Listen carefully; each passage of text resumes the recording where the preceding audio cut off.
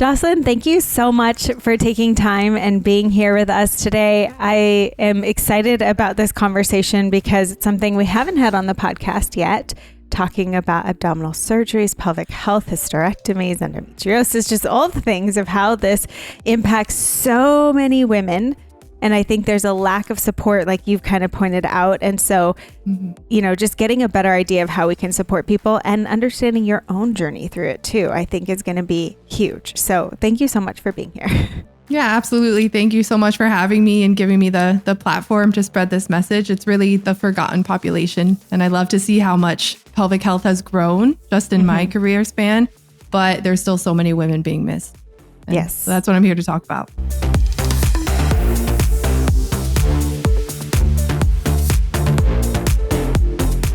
Absolutely. And like you said, I think it's being more and more talked about. And I love how many pelvic health and women's health therapists, physical therapists, especially we've had on this podcast.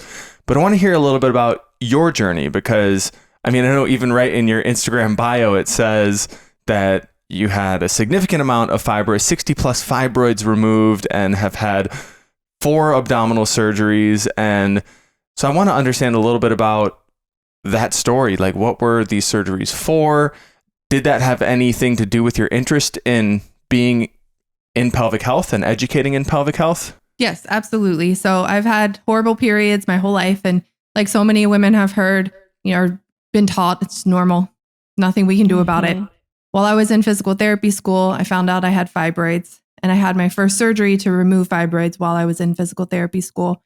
I had to miss a rotation and go through all of that over that experience. Wow. And I was in a conversation with the one professor I had that had any pelvic floor experience.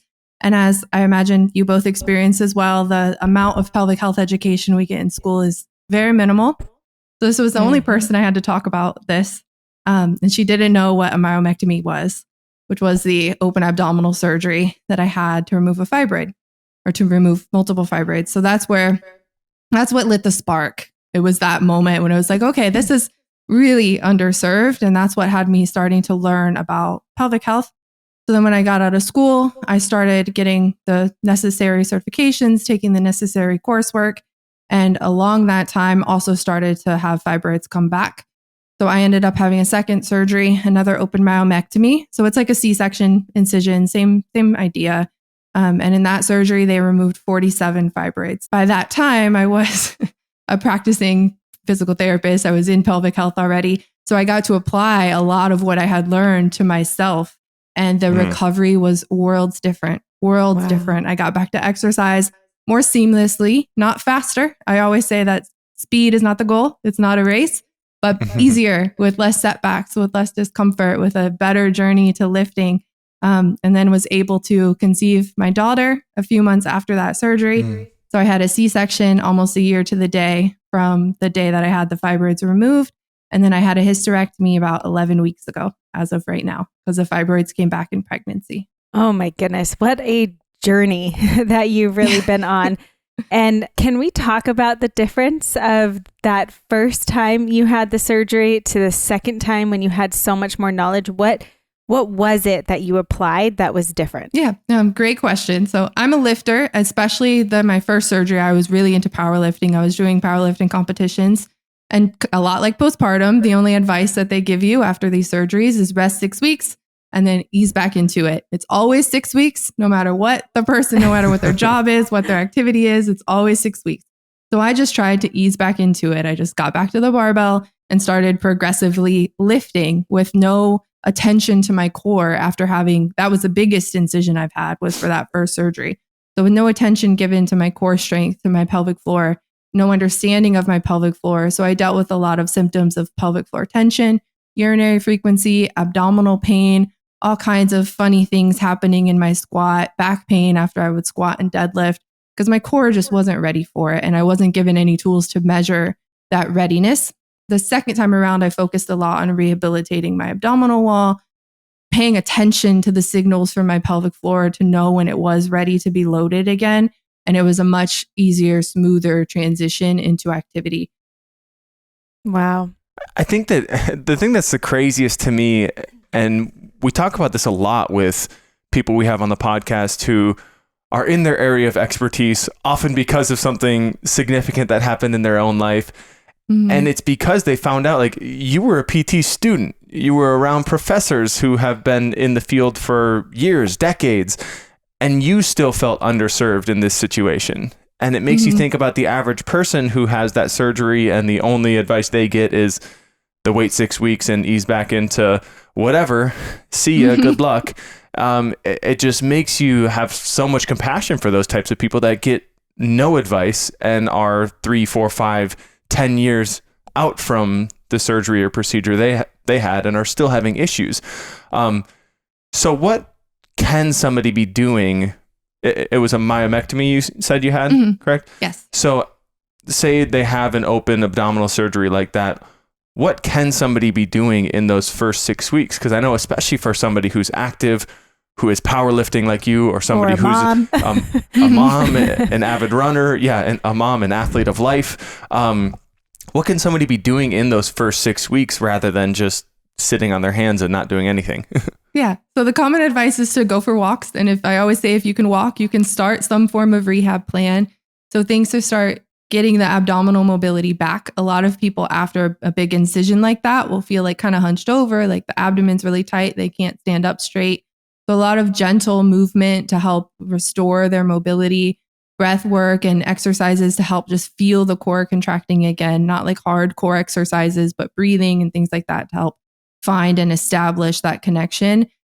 People often develop pelvic floor tension after surgeries like this. So breath work and lengthening exercises. So I love giving things like adductor rock backs or just rock backs on hands and knees in the quadruped position, things like that, just to help restore length, restore mobility, get people moving. And then when they're ready, when their core is ready to tolerate the pressure, starting to do things like just simple glute bridges, simple glute exercises. I give a lot of single leg RDLs, just stuff like that to start getting the stability and that mind-body connection back. So then when you do start loading again, it feels much more seamless. It feels much more doable when you've been connected to your body in that way.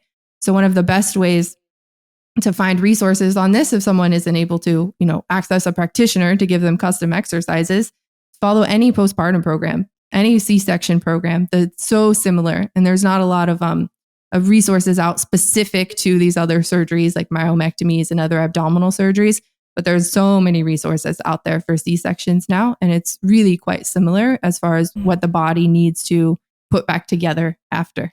I mean, what's crazy to me too is like, as far as we've gotten with pelvic health, to know that we're still not prescribing physical therapy, pelvic floor rehab after, but you get a rotator cuff surgery, you get any knee surgery, you get any other kind of orthopedic surgery done, and you're prescribed physical therapy. But with a major abdominal surgery that is going to affect our entire core, which means it's going to affect how we move and breathe and how we're doing our everyday life, we don't get recommended physical therapy. And I think that's just so sad. And I hope any OB listening right now or doctor listening can start to make that change within their own practice. When it comes to people who are experiencing fibroids, maybe they haven't yet gone to get abdominal surgery or get them removed at this point. But are there things that they should be looking at just physically, whether it's pelvic related or core related, movement related, that they could be doing to just in general start to support their body? Absolutely. So fibroids can cause a lot of what they call bulk symptoms. So a lot like being pregnant, a lot of urinary frequency, a lot of pelvic pressure. Sometimes people's abdomen will be really distended, really stretched out from the bulk of the fibroids. For example, my uterus was the size of a 20-week pregnancy for years, for almost my entire 20s, besides the small period I got in between surgeries.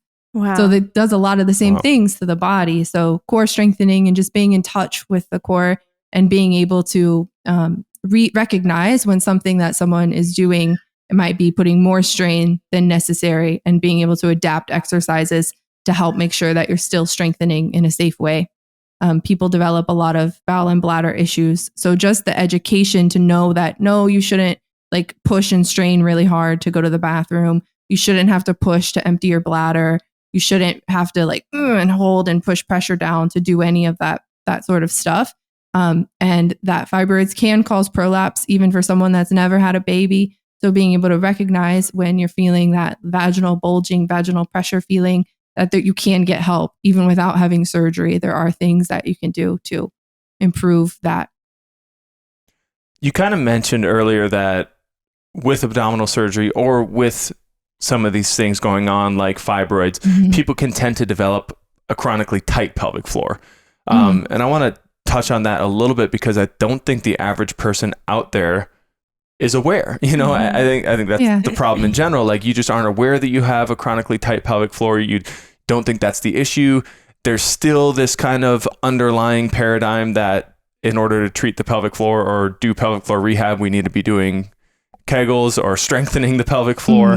I even, kind of in my journey, I was having inguinal hernias from the time I was about 16, 17 years old. And I had multiple surgeries, one to put mesh in and one that was exploratory because I was still having symptoms after the fact. And I think through that, I developed a chronically tight pelvic floor through my late teens, early 20s that I really didn't start to address until after I met Jen, really. And she made me more aware of, like, I think you have some pelvic floor stuff going on that we need to address here. And it can be scary because you're having all these symptoms. I was dealing with pelvic and lower abdominal pain. I was dealing with urinary urge and frequency incontinence issues. I was dealing with all sorts of things that, as someone in the early 20s, I'm like, what the heck is going on with me? And what is this going to be like when I'm 70? You know? So how can somebody start to develop an understanding of, is my pelvic floor tight? Do I need to start doing lengthening exercises? I mean, you just named a lot of the symptoms. So lower abdominal pain, tailbone pain, lower back pain. I call it a thong distribution for the lower back pain. So like where a thong would lie, it's usually across that area when it's pelvic floor related. Urinary frequency, trouble emptying the bladder, constipation, vaginal pressure. Those can all be symptoms of pelvic floor tightness, pelvic floor tension. The best way to help learn how to release that and relieve that is with a pelvic floor therapist, of course. But there are tons of YouTube videos, tons of resources out there that will talk you through lengthening the pelvic floor and being able to feel like, oh yeah, maybe I am clenching all the time. Maybe there is something to this. And once you feel it, that's the first step to being able to start to release it. Yeah. I mean, just that awareness factor is really everything. And it's the hardest thing because you don't know what to be aware of that you don't know. Yeah. And sometimes you've been in that state for so long, you've never felt anything else. So sometimes it really does take being with someone to help them walk you through it so you can feel what it means to relax and lengthen and elongate your pelvic floor again. Are there some exercises or tricks or things that you can talk through right now that you kind of recommend starting to pay attention to? Like, what does it mean to do lengthening of the pelvic floor? Can we do that on the call right now? Yeah, one of my favorite cues is to think about breathing in through your nose and trying to find the air going down towards your sit bones. In my experience, that's one of the first places that people are able to cue into is just feeling, can you get the air down there? Or does it feel like it stops, like in your ribs or in your belly? Or can you feel air going down there? And then can you feel it front to back? So can you feel the air going down towards the vagina? Can you feel it going down towards the anus? Can you feel it filling your pelvic bowl?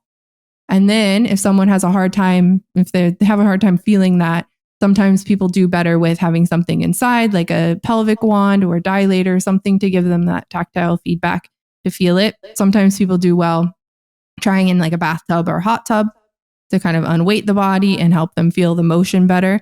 I also really love hinging movements, like single leg hinging, especially with like your butt facing a wall, trying to sit back and feel a stretch, feel length happening in that region.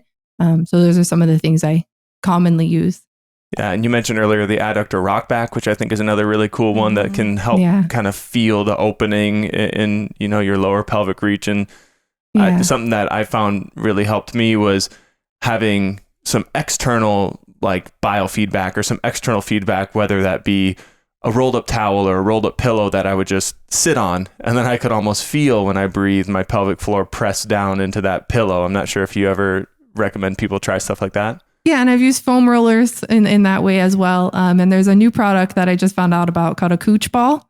Oh, It's just a softball that looks like a cool way to achieve a similar thing. oh, amazing. That's so funny. I usually use the therapy ball from Tune Up Fitness just on one side and then the other side, Yeah, and I love the Gorgeous ball. I recommend that all the time, especially because it's kind of dual purpose. You can use it for, a lot of time people need a lot of abdominal release as well, but then you can use it for so many different exercises as a Pilates ball. I mean, I love this conversation and ways that we're getting people to be aware of the pelvic floor that's opposite of Kegels, because that's typically what is heard. And like, I remember I was even watching, I think it was like the Sex and the City movie potentially.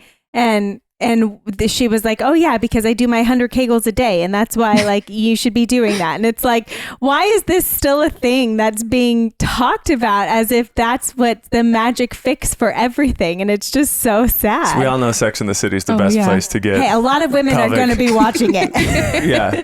Don't get your pelvic health advice from Sex and the City if you're listening.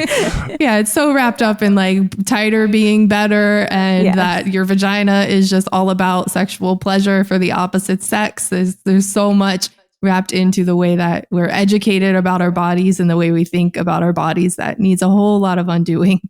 I know. When in reality, if you holistically take care of your core, abdomen, pelvic floor, it will improve sexual performance and experience for yourself and your partner, I would argue as well. Like, can you talk about like sexual performance considerations when people are having these major surgeries and rehabbing, back? What are some things that people should be aware of? Like if they're having pain during sex, or, just finding apprehension when thinking about going back to being intimate? Yeah. So speaking to a too tight pelvic floor, a lot of the problems that people will encounter is pain with penetration, trouble having an orgasm. So they'll find that they have to tense their whole body to be able to have an orgasm, or they just can't anymore. And that can often be a sign of the muscles being too tight, because they need to be able to lengthen to then contract, to bring blood to the area, to create arousal, to experience orgasm. A lot of that comes from your pelvic floor. So that can be a big sign that tension has come on board. I also work with a lot of people who've had hysterectomies. So they're often in the age where they're also perimenopausal or menopausal, and they're also dealing with the hormonal side of the sexual experience at the same time. So they might be experiencing dryness, sensation changes anywhere in the vulvar area. It could be vaginal, could be clitoral, anywhere in that area. So they're often dealing with the hormonal side of that as well, alongside the physical changes and the mental health struggles that can all come along with that. So it's not always just physical. Yeah.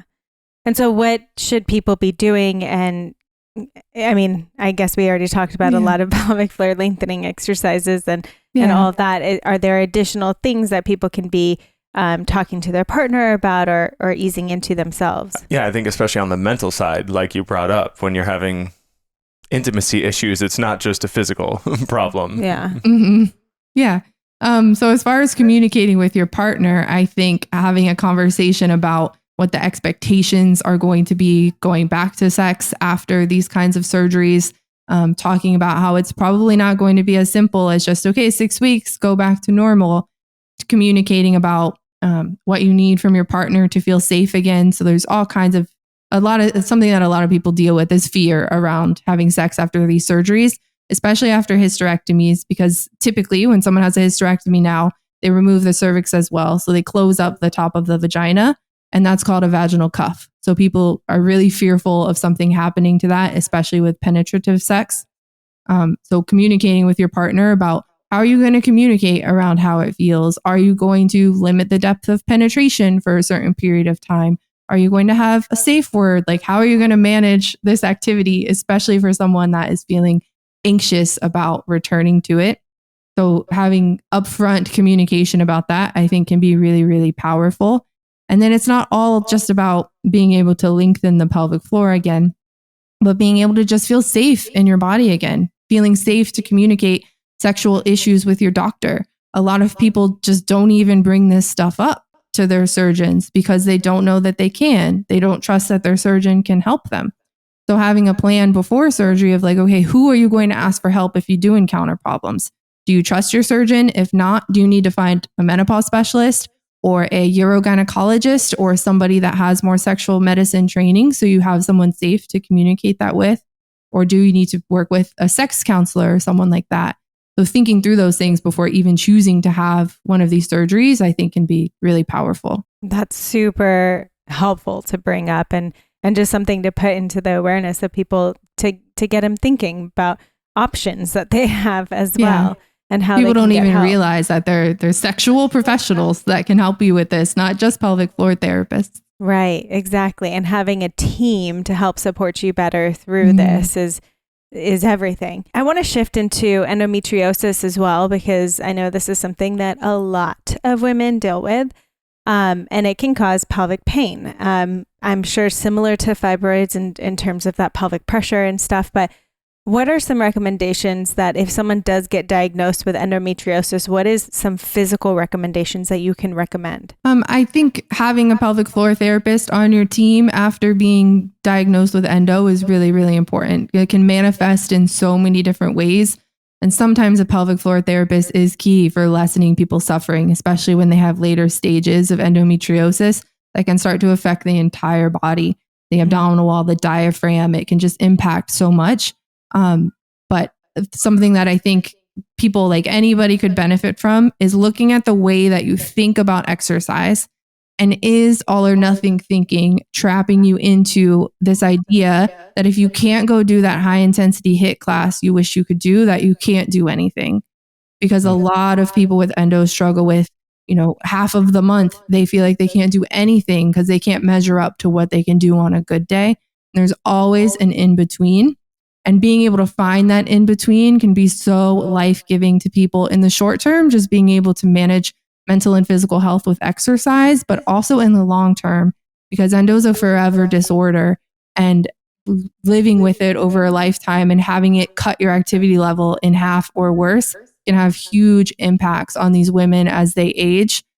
So being able to find what works for you on good days and bad days, I think, is one of the most important things women with endo can do. And I think that brings back up again, like the emotional toll that these things take. And I like that, in the previous answer you had, you brought up people who can help on the emotional side, talking about intimacy, but just in general for all of this, it's similar to, you brought up rotator cuff or something earlier, like a rotator cuff injury for an athlete is devastating emotionally, and we have sports psychologists for that.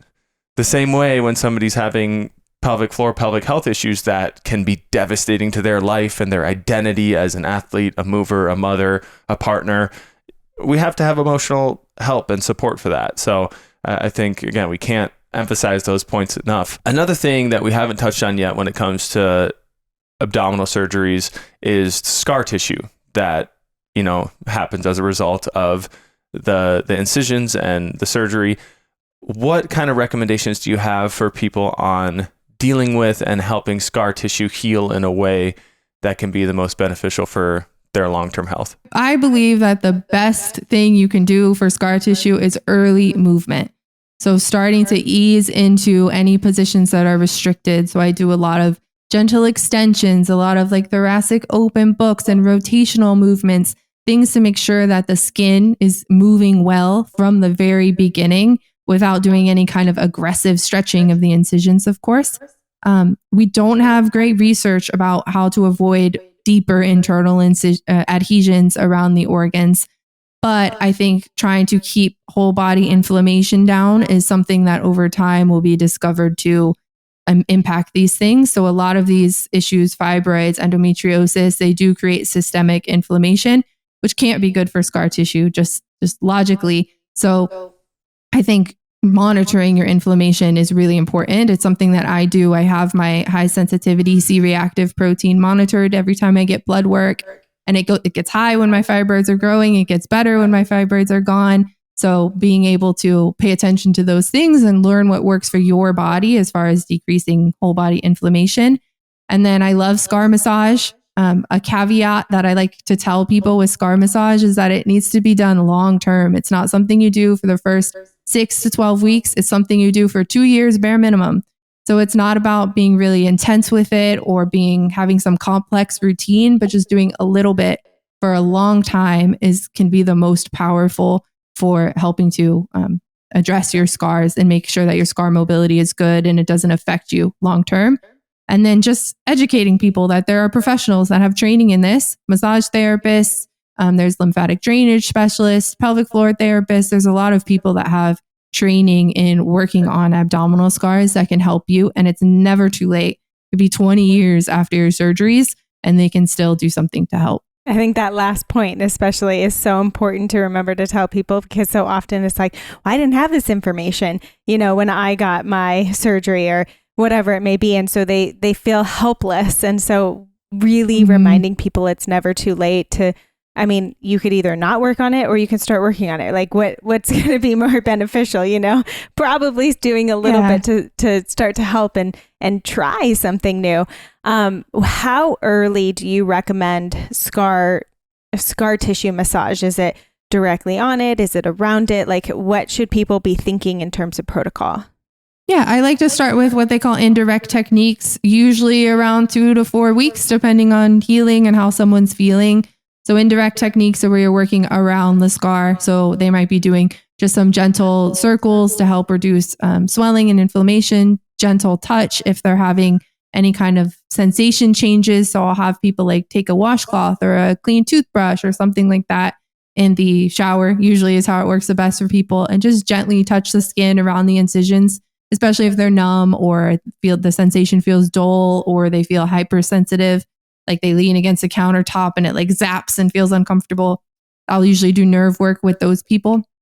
And then as it gets a little bit more healed, so usually around 6 to 10 weeks, depending, we'll start working into more direct techniques. So that's where you're actually touching the scar. So I'll usually start with things that don't stretch the scar. So like just massage over the scar. Sometimes people will say that they feel golf balls or tenderness or lumpiness underneath their incisions. So working through on those areas. And then as it's really healing and it's like really fully closed, then starting techniques like myofascial release and things where you put a little stretch, a little pull on that scar if mobility is restricted. It isn't always, especially when people start early. Sometimes they have no mobility restrictions and that's not something they need to get to. And I think something you said earlier that, is a huge point with the internal healing and the internal adhesions that might develop and how beneficial movement can be. Because like you said, like there's not many ways we can do direct, incision massage or scar tissue massage on those. There are some, like we said, with the Courgeous ball, there are abdominal techniques that you can do to work on the fascia. But movement, we know that we move internally when we move our body, and getting the ability to move normally and have all of our internal organs and internal fascial planes move normally. I think movement is massive. Another thing that I feel like we will get people commenting on when Jen puts up, posts about whether it's scar tissue or posts, about when you had your C-section, Jen, is the sensation, like you mentioned, and how sensation can change dramatically depending on, what type of incision they had and where that is. How long can people feel sensory changes around that incision? And I think this might play into why you say it's important to do it for a minimum of 2 years. Yeah, it can last for years. My abdomen was almost completely numb from the belly button down after my first myomectomy. Wow. I didn't do the best choosing of a surgeon the first time, so it was not the best experience. I did better the second time around. My abdomen was almost completely numb and my sensation just started to come back probably a year ago, and it's almost completely normal now. And that first surgery was in 2016, so 8 years ago. Wow. It can take years. That's so huge to know. And I think also I appreciate too, it's not about how fast you get back into it. It's not about how quickly, because a lot of people are like, well, when can I start the scar massage and when can I do? And it's like, but it's more about the long-term game. And so like, don't rush into it. And that's how I felt. That's how I felt after my C-section. It was like, oh, people are recommending after 2 weeks. Like, no, I'm going to wait a little longer. I'm going to do work way above my scar right now because I don't even feel comfortable getting close to it. And so it took me, between 6 and 8 weeks to start to get closer, and then 12 weeks until I was touching on it. And I had no problem with that. I don't have any mobility issues and I'm still working through it, even pregnant. And I love that you point out that it's the long-term game. It's the gentle, how am I moving into this long-term rather than looking for that quick fix, looking for like, what do I need to do immediately? And I just love that reminder for people, because it's not about, how quickly, it's about how well, how much that you can feel long-term better within your body. Yeah, absolutely. And you can do it really fast and, be hitting the gym and lifting 200 pounds at 2 months postpartum or 2 months post-surgery. But what's that going to matter if you start to develop back pain 5 years later and now a decade has passed and you can't stay active the way that you want to? It's all about the long game. Always. Yeah. We're not in a race against each other.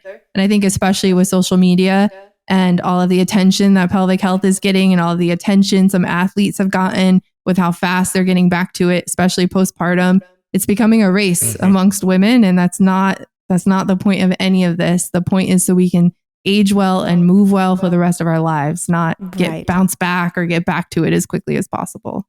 Right. Totally agree. So we've talked a ton about rehab and what to do post-surgery. What can people be doing? Say they know they have an upcoming abdominal surgery, whether C-section, myomectomy, hysterectomy. What can they be doing preventatively or prehab, essentially? Prepping their body, yeah.